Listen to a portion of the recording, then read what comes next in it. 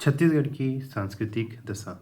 मनुष्य के आंतरिक गुणों को संस्कृति में अंतर्गत परिगणित किया जाता है। मनुष्य के आंतरिक गुणों को संस्कृति के अंतर्गत परिगणित किया जाता है। मनुष्य और पशु में संस्कृति विषयक भेद प्रमुख हैं। मनुष्य करे विरासत में जो अच्छे गुण मिले हैं वह उनमें कुछ वृद्धि कर अपनी आने वाली पीढ़ी की धरोहर के रूप में सौंपता है। रायगढ़ जिले के सिंघनपुर व कबरा पहाड़ में तथा अन्य भागों में जो शैल चित्र प्राप्त हुए हैं उनसे प्रमाण मिलता है कि यह अंचल आदि मानव का निवास स्थल था। सर्वप्राचीन जनबसाहट का क्षेत्र होने के कारण यहाँ की सांस्कृतिक धरातल ऊंचा है। मल्हार के बूढ़ीखार में भगवान विष्णु की सर्व प्राचीन मूर्ति मिलती है। इस अंचल में मूर्तिकला का जो अपना इतिहास ईसा पूर्व की जो दूसरी शताब्दी से प्रारंभ होता है। ताला का प्राचीन देवरानी जेठानी मंदिर, पुजारी पाली का केवटीन मंदिर, राजिम के मंदिर, पाली का शिव मंदिर, बारसूर का मामा भांजा मंदिर, नारायण पाल का विष्णु मंदिर, मल्हार डिपाडीही गढ़धनोरा के मंदिरों के अवशेष प्राचीन गौरव का ज्ञान कराते हैं। सिरपुर के मंदिर, खरौद के मंदिर आज भी लोगों को आश्चर्यचकित करते हैं। शिवरी नारायण जांजगीर दूधाधारी मंदिर, रायपुर कवर्धा का मंदिर छत्तीसगढ़ के गौरव है। ब्रिटिश आधिपत्य में आने के पश्चात छत्तीसगढ़ में शिक्षा के क्षेत्र में काफ़ी विकास हुआ। यह विकास खालसा क्षेत्रों के साथ साथ रियासतों में भी हुआ। 1886 ईस्वी में बस्तर रियासत में पहला प्राथमिक विद्यालय खुला। 1886 में बस्तर रियासत में पहला प्राथमिक विद्यालय खुला। इससे अनुमान लगाया जा सकता है कि शिक्षा के क्षेत्र में अंचल कितना पिछड़ा था। दुर्भाग्यवश अंग्रेजी शासन ने भी इस अंचल में उच्च शिक्षा के विकास के लिए किसी संस्थान की स्थापना नहीं की। अंचल का पहला महाविद्यालय रायपुर छत्तीसगढ़ महाविद्यालय के नाम से खुला। इसकी स्थापना गैर सरकारी आधार पर हुई। 1947 तक अंचल में एक भी सरकारी कॉलेज नहीं था। प्रदेश का अंचल का पहला महाविद्यालय छत्तीसगढ़ महाविद्यालय के नाम से खुला। इसकी स्थापना गैर सरकारी आधार पर हुई थी। 1947 ईस्वी तक अंचल में एक भी सरकारी कॉलेज नहीं था। अंग्रेजी काल में छत्तीसगढ़ में अंग्रेजी शिक्षा का प्रारंभ हुआ। अंग्रेजी के अलावा देसी भाषाओं की भी पढ़ाई प्रारंभ हुई। अनेक मिडिल स्कूल व हाई स्कूल के माध्यम से शैक्षणिक परिदृश्य बदला। साहित्य सृजन की छत्तीसगढ़ में एक लंबी परंपरा रही है। ब्रिटिश कालीन छत्तीसगढ़ में भी यही परंपरा बनी रही। विदेशी शासन को देसी रियासत, देसी साहित्य व भाषा की चिंता नहीं होती, मगर साहित्यकारों ने कभी राजश्रय में तो कभी बिना राजश्रय के साहित्य सृजन को एक अनिवार्य क्रम के रूप में संपादित किया। भारतेंदु युग के साहित्यकारों में छत्तीसगढ़ अंचल के ठाकुर जगमोहन सिंह का विशिष्ट स्थान था। बिलासपुर जिले के शिवरी नारायण तहसील के तहसीलदार के पद पर रहते हुए कौन थे? ठाकुर जगमोहन सिंह, शिवरी नारायण के तहसीलदार। 1880 में उन्होंने बहुपठित श्यामा स्वप्न नामक उपन्यास की रचना की। 1885 ईस्वी में अंचल में बाढ़ से भारी तबाही मचाई थी। प्रलय नामक रचना में उन्होंने काव्यात्मक प्रस्तुति दी। प्राचीन ग्रंथों पर उनकी टीका सारगर्भित रही है। जगन्नाथ प्रसाद भानु नाम भी उल्लेखनीय साहित्यकारों में शामिल है। काव्य प्रभाकर और छंद प्रभाकर भी उन्होंने लिखा।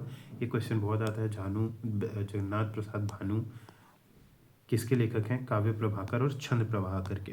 काव्य प्रभाकर और छंद प्रभाकर अतुलनीय ग्रंथ माने गए हैं।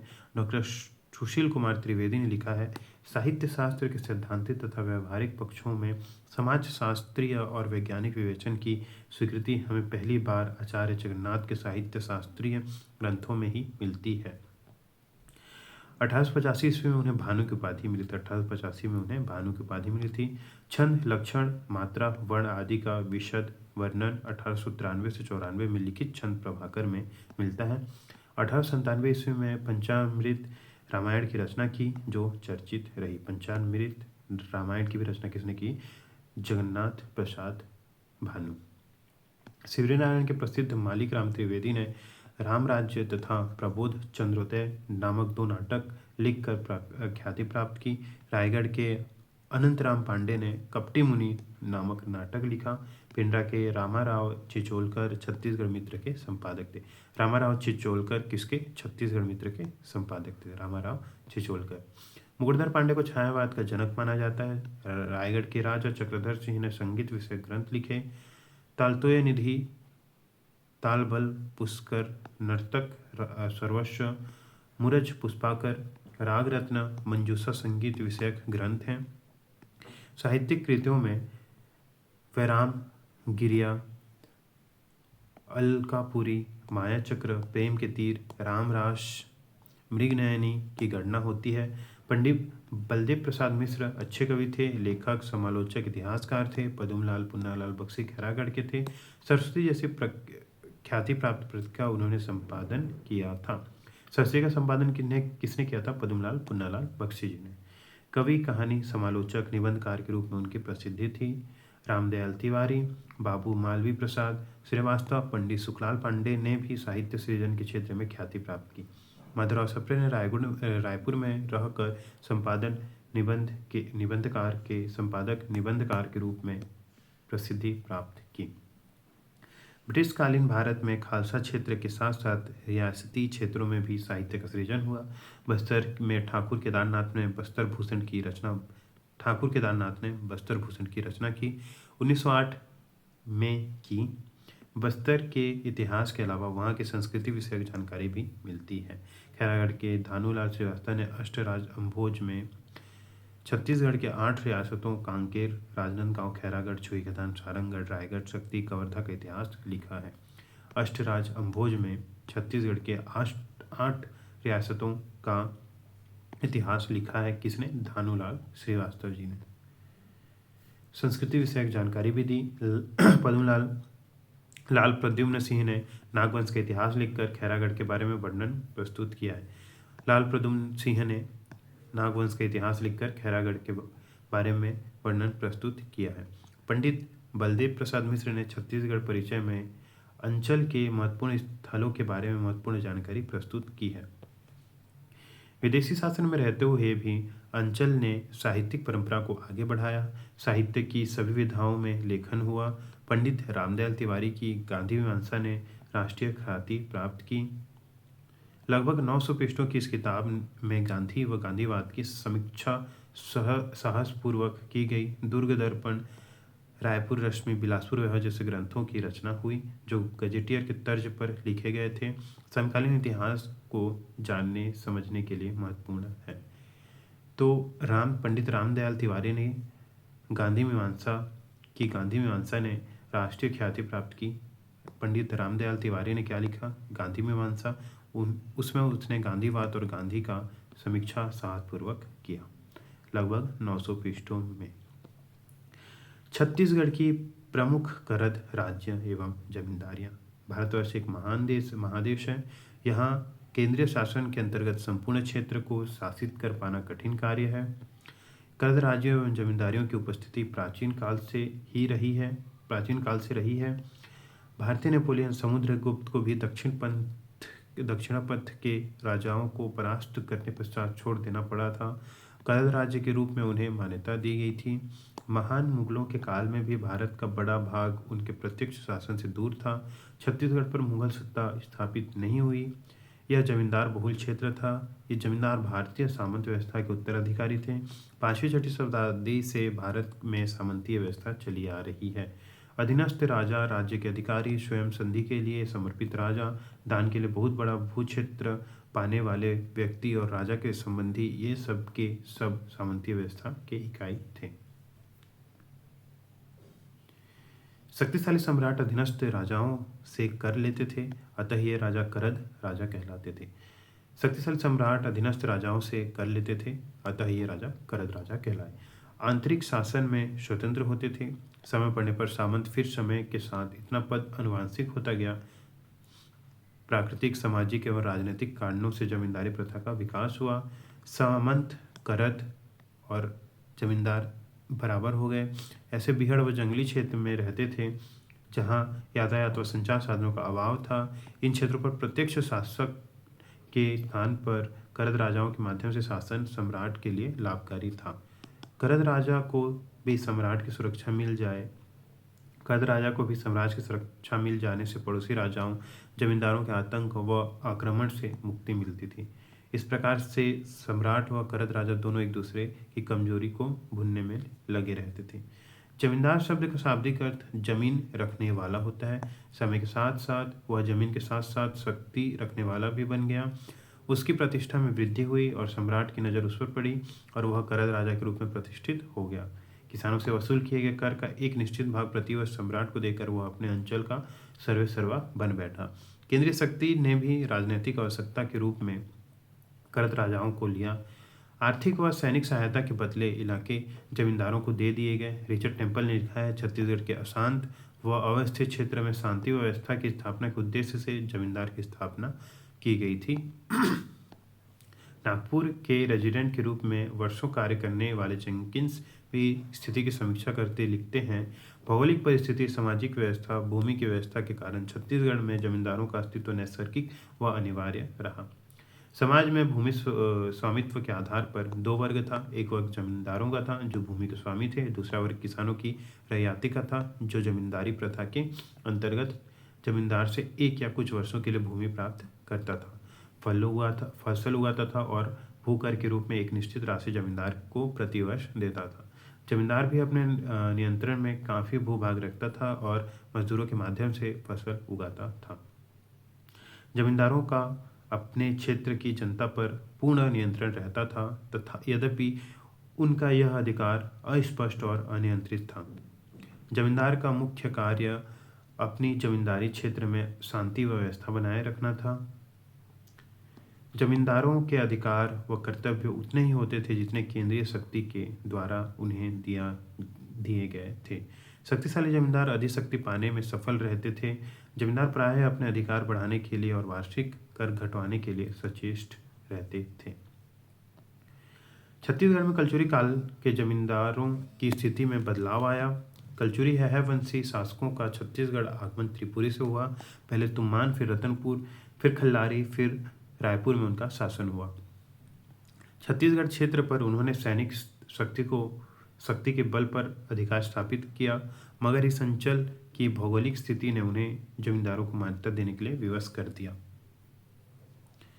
मैदानी क्षेत्रों पर अधिकार स्थापित करने में कलचुरियों को कोई परेशानी नहीं हुई, मगर जंगली व पहाड़ी क्षेत्रों में गोंड व अन्य सरदारों को जमींदार के रूप में उन्हें मान्यता दे स्थापित किया गया। अधीनता स्वीकार करना वे नहीं भूले। यहाँ के जमींदारों ने भी कलचुरियों से समझौता करने में भलाई समझी। छत्तीसगढ़ के इन जमींदारों ने कलचुरियों से जो समझौता किया उसमें वार्षिक कर देने की बात नहीं थी। आवश्यकतानुसार केंद्रीय शक्ति को सभी प्रकार की सहायता पहुंचाते थे। 1906 से पूर्व छोटा नागपुर संभाग के अंतर्गत आने वाले सरगुजा के जमींदारों का इतिहास भी कम रोचक नहीं है। मिस्टर रफशील्ड ने अपनी रिपोर्ट में लिखा है, सरगुजा के राज्य पर रक्षेल राजपूतों का अधिकार स्थापित किया। रक्षेल राजपूतों ने अपना अधिकार स्थापित किया। उन्होंने गोंड, कंवर, खैखर जैसी आदिम जातियों से इसे जीता था। प्रारंभिक विजय अभियान के पश्चात ऐसा एक भी उदाहरण नहीं मिलता जिससे यह विश्वास हो कि स्थानीय आदिवासी प्रमुखों के पैतृक अधिकारों में कोई परिवर्तन किया गया हो। मराठा काल में छत्तीसगढ़ के जमींदार। छत्तीसगढ़ के इतिहास में सन 1941 ईस्वी की तिथि महत्वपूर्ण है। इस वर्ष सेनापति भास्कर पंत ने रतनपुर को जीतकर छत्तीसगढ़ में मराठा राज की नींव रखी थी। कलचुरी शासक परास्त हुए। छत्तीसगढ़ के जमींदारों के साथ कौन सी नीति अपनाई जाए, यह अहम प्रश्न था। मराठों ने पहले तो जमींदारी क्षेत्रों को खालसा भूमि में परिणत किया, परंतु शीघ्र ही उन्हें अपनी गलती समझ में आ गई। छत्तीसगढ़ का जंगली व पठारी भाग बिना जमींदारों के शासित हो पाना कठिन था। राजनांदगांव, छुईखदान व खुज्जी नई जमींदारियां बनाई। राजनांदगांव, छुईखदान व खुज्जी नई जमींदारियां बनाई। इस प्रकार से कलचुरी शासन काल में भी पुरानी जमींदारियों का अस्तित्व बना रहा। इन जमींदारियों से जो नए समझौते मराठों ने किए उसके अनुसार इन्हें अब कर देने वाले आश्रित राज्यों के रूप में बदल दिया गया। एक निश्चित वार्षिक धनराशि मराठे जमींदारों से वसूलने लगे, जो टकुली के नाम से चर्चित हुआ। एक धनराशि मराठे जमींदारों से जो मराठे थे वो जमींदारों से वसूलते थे, जिसे टकुली नाम से जाना गया। अब जमींदार व संप्रभु के संबंध में बदलाव आया। अंग्रेज अधिकारी चिसोम ने अपनी रिपोर्ट में लिखा है, छत्तीसगढ़ की जमींदारियां जो है कलचुरी शासकों द्वारा सैनिक सेवाओं के बदले प्रदान की गई थी, मराठा काल में टकुली देने वाले आश्रित राज्यों के रूप में बदल दिए गए। इस प्रकार अब ये जमींदार मराठों को बड़ी राशि भेंट स्वरूप देने लगे, जिसमें हमेशा वृद्धि होती रहती थी। मराठों ने छत्तीसगढ़ पर जब सूबेदारों के माध्यम से शासन करना प्रारंभ किया, तब जमींदारों के साथ संबंधों में खिंचाव आने लगा। सूबा शासन अधिक से अधिक ऐंठना चाहते थे, जबकि जमींदार कम से कम राशि देना चाहते थे। छत्तीसगढ़ के विभिन्न क्षेत्रों में वसूल होने वाली आय घटती गई। छत्तीसगढ़ अंचल में शासन संचालन तथा शांति व्यवस्था बिना जमींदारों के सहयोग से नहीं हो सकता था। जमींदारों के असहयोग व वांछित सहयोग के अभाव ने छत्तीसगढ़ की शासन व्यवस्था को भी प्रभावित किया। सूबेदार केशव गोपाल के काम में छत्तीसगढ़ के जमींदार स्पष्ट रूप से मराठा विरोधी हो गए। किसके काम में? सूबेदार केशव गोविंद के काल में। जमींदार नियत टोकली किस्तों में पटाते थे, नियमित अदायगी नहीं होती थी। मराठा सूबेदारों को छत्तीसगढ़ के जमींदारों से बकाया राशि वसूलन के लिए सैनिक भेजने पड़ते थे। नागपुर के मराठा शासक बिना जमींदारों की स्थिति जाने बिना उनसे वार्ता किए टकुली की राशि बढ़ा दिया करते थे। यह भी बनते बिगड़ते संबंधों का एक कारण था। छत्तीसगढ़ के इतिहास में 1830 ईस्वी का काल ब्रिटिश नियंत्रण का काल था।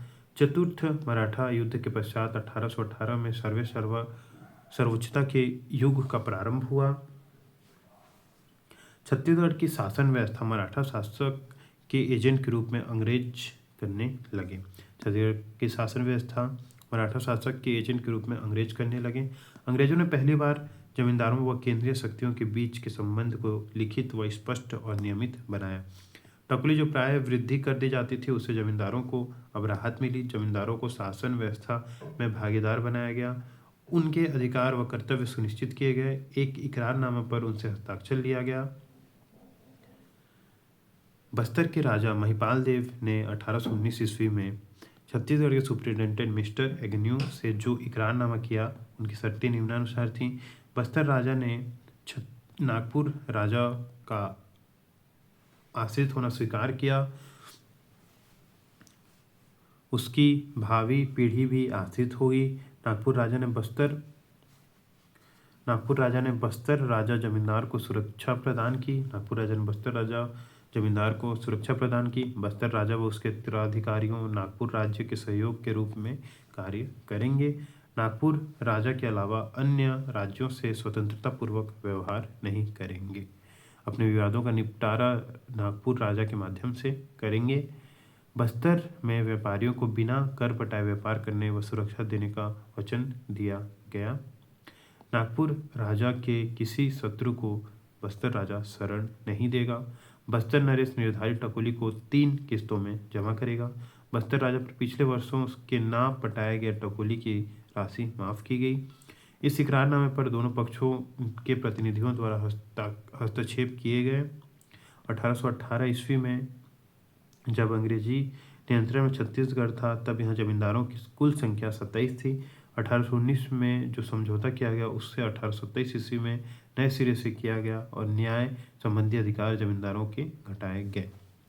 जमींदार अब पहले की भांति सार्वभौमिक शक्ति के रूप में नहीं रह गए थे। जमींदारों के महत्व को घटाना था, इसलिए उनके अधिकारों को सने सने कम किया गया।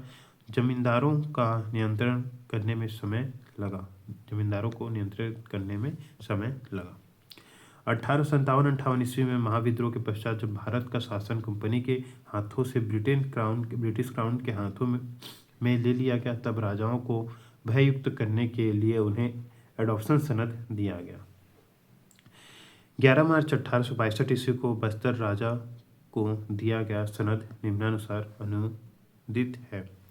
तत्र महत्व समाग्री के भारत के कतिपय राजकुमारों एवं अपने अपने क्षेत्र पर शासन करने वाले राज प्रमुखों की सरकारों को स्थायित्व प्रदान करने तथा उनके राजवंशों के प्रतिनिधित्व को गरिमा एवं नैतिकता प्रदान करने की इच्छुक होने के कारण यह सनद आपको तत्र महत्ति की इच्छा को पूरा करते हुए सनद प्रदान की जाती है कि स्वाभाविक उत्तराधिकारी के अभाव में ब्रिटिश सरकार आपके अथवा आपकी रियासत के भविष्य में भी होने वाले राज प्रमुखों द्वारा हिंदू विधि एवं आपकी जातीय परंपरा के अनुसार गोद लिए गए किसी भी उत्तराधिकारी को मान्यता एवं सपुष्टि प्रदान करेगी। आश्वस्त रहिए कि इस प्रकार आपके साथ किए गए निर्वध को किसी भी प्रकार तक उल्लंघित नहीं किया जा सकता जब तक आपका वंश ब्रिटिश राजमुकुट के प्रति राजभक्त और ब्रिटिश सरकार द्वारा प्रदत्त अनुदानों एवं उन अनुबंधों के प्रति निष्ठावान बना रहेगा। इसी प्रकार का एडॉप्शन सनद छत्तीसगढ़ के सामंती राजाओं को प्रदान किया गया और बदले में एक्नॉलेजमेंट ऑफ रियल्टी निष्ठा पत्र लिया गया। निष्ठा पत्र के मुख्य रूप से उल्लिखित रहता था, मध्य प्रांत के मुख्य आयुक्त के प्रशासन के तहत मैं एक राज प्रमुख हूँ। ब्रिटिश शासन के द्वारा मुझे एक सामंत के रूप में मान्यता मिल चुकी है। मेरी यह मान्यता मुख्य आयुक्त या ऐसे किसी भी अधिकारी जिसे मुख्य आयुक्त निर्देशित करे से राजनीतिक नियंत्रण के अधीन है। अपने क्षेत्र के अंतर्गत मैं सभी अधिकारों का समान सम्मान व पालन करूँगा। मैं अपने किसानों की समृद्धि, सख्त न्याय प्रशासन और अपराधों के प्रभावी दमन पर ध्यान दूंगा। ब्रिटिश कोषागार को मैं वार्षिक ट्रिब्यूट के रूप में राशि अदा करूंगा। ट्रिब्यूट के संशोधन में सहायता दूंगा। यदि कभी ऐसा हो कि मेरे अथवा मेरे उत्तराधिकारी के दुराचार के फलस्वरूप में राज्य से अव्यवस्था व दमन फैल जाए तो मैं या मेरा उत्तराधिकारी अपने प्रशासनिक अधिकारों के निलंबन अथवा जब्तीकरण के पात्र होंगे। सन 1865 में छत्तीसगढ़ के 14 जमींदारों को सामंतीय राजा के रूप में मान्यता दी गई। 1865 में 14 जमींदारों को सामंतीय राजा के रूप में मान्यता प्रदान की गई। शेष साधारण जमींदार कहलाए बस्तर, कांकेर, छुईखदान, कवर्धा, खैरागढ़, नांदगांव, शक्ति, रायगढ़, सारंगढ़, कोरिया, चांगवखार, जसपुर, सरगुजा और उदयपुर सामंतीय राजा अब रियासत बन गए। रियासतों के प्रमुख द्वारा निष्ठा पत्र भरवाए गए। टकुली की राशि समय समय पर पुनः निर्धारित की जाती थी। 20 या 30 वर्ष के लिए निर्धारित होता था। प्रतिवर्ष निर्धारित राशि जमा करनी होती थी। ये था छत्तीसगढ़ में मराठाकालीन संस्कृति, छत्तीसगढ़ में प्रमुख करद, राज्य एवं जमींदारियाँ।